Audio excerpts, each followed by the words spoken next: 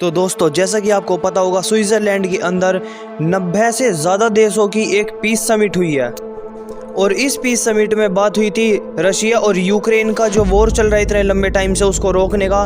और इस समिट के अंदर इंडिया ने भी पार्टिसिपेट करा था, पर लेकिन इंडिया उन यूरोपियन देश के साथ नहीं खड़ा हुआ।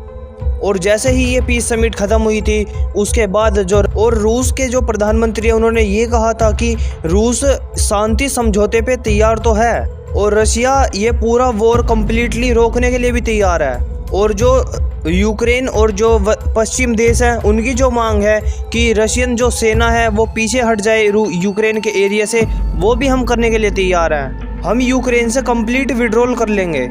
पर लेकिन उन्होंने 3 अपनी शर्त रखी है। अगर ये 3 शर्त मान ली जाती हैं तो यूक्रेन और जो रशिया का वॉर है ये कम्प्लीटली रुक जाएगा और 1-1.5 हफ्ते के अंदर रशिया के जो सेना है यूक्रेन के अंदर वो कम्प्लीटली हट जाएगी। लेकिन ये तीनों शर्त माननी पड़ेंगी और रशिया कुछ भी कॉम्प्रोमाइज नहीं करेगा इन तीनों शर्त के ऊपर। तो इन तीनों शर्त को जानने से पहले अगर आपने अभी तक चैनल सब्सक्राइब नहीं करा तो सब्सक्राइब कर लो, क्योंकि बहुत ही कम लोगों ने हमारा चैनल सब्सक्राइब कर रखा है, पर लेकिन वो हमारी वीडियो देखते हैं। तो जो पहली शर्त है जो रूस ने कहा है कि ये आपको मानना होगा कि कभी भी फ्यूचर में यूक्रेन नाटो में शामिल नहीं होगा। और ये बात हमें ऐसे ही हवा हवाई में नहीं चाहिए, ये बात हमें लिखित तौर पर चाहिए। ना सिर्फ इस चीज को लिख के यूक्रेन देगा, बल्कि नाटो और जो पश्चिमी देश है वो भी लिख के देंगे रशिया को कि आप कभी भी अपने नाटो वाला जो एक संगठन है इसके अंदर कभी भी यूक्रेन को शामिल नहीं करोगे। और दूसरी जो मांग है वो ये है कि चलो पहली मांग ये पश्चिमी देश और यूक्रेन मान लेते हैं, पर जो सेकंड इनकी रशिया की मांग है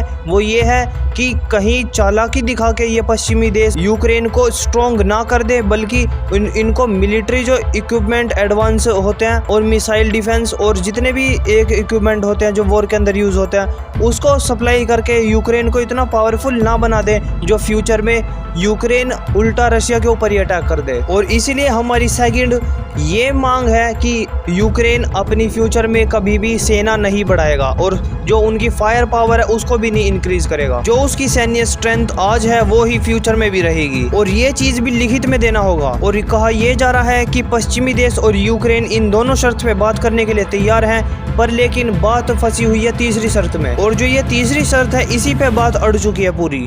जो तीसरी शर्त है उसके अंदर रशिया ने ये कहा है कि हम पूरी तरीके से तैयार हैं, आपकी जितनी भी एक एरिया हमने घेर रखे हैं उन पे से हटने के लिए हम तैयार हैं।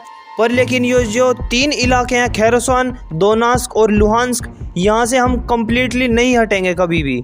और इन तीनों एरिया से रूसी सेना कभी भी पीछे नहीं हटेगी।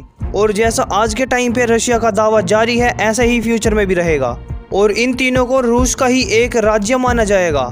और यहीं पे बात आके अड़ चुकी है और यूक्रेन ने ये कहा है कि ये हमारे देश की मातृभूमि है, तो हम इस शर्त के बिना ही अपनी एक बात को आगे नहीं बढ़ा सकते, इस शर्त को आपको हटाना होगा। और यूक्रेन ने ये भी कहा है कि वो किसी भी कीमत पे इस तीसरी शर्त को नहीं मानेंगे, क्योंकि वो अपना इलाका नहीं खोना चाहते।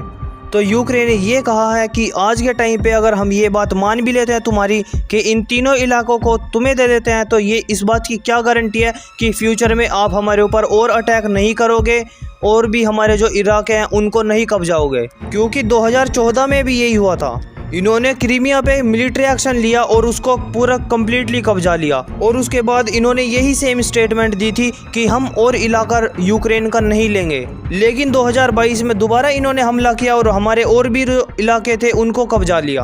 और अब फिर से वही स्टेटमेंट दे रहे हैं कि हम और इलाके पे कब्जा नहीं करेंगे। और ऐसे में ये खतरा बना रहता है कि भविष्य में आप हमारे ऊपर अटैक कर सकते हो और भी जो इलाके हमारे उनको आप कब्जा सकते हो। और एक टाइम ऐसा भी आ सकता है कि यूक्रेन की जो कैपिटल है उसे भी आप कब्जा सकते हो। इसलिए यूक्रेन ने इस शर्त को मानने के लिए इनकार कर दिया है। और इन 3 शर्त को देके रशिया ने बहुत ही बड़ा मूव चला है। वो कैसे चला है मैं आपको बता दूं।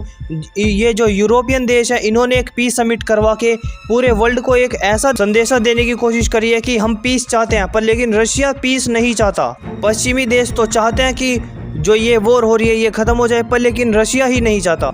और इस चीज़ से रशिया की जो छवि है वो भी ख़राब होती है। और इसीलिए उन्होंने भी अपनी ये 3 शर्त यूक्रेन के पास भेजी हैं ताकि पूरी वर्ल्ड को ये लगे कि रशिया भी चाहता है इस वॉर को रोकना, पर लेकिन ये जो यूरोपियन देश हैं कुछ बात ये नहीं मानते रशिया की, और जो रशिया है कुछ बात ये नहीं मानता यूरोपियन देश की।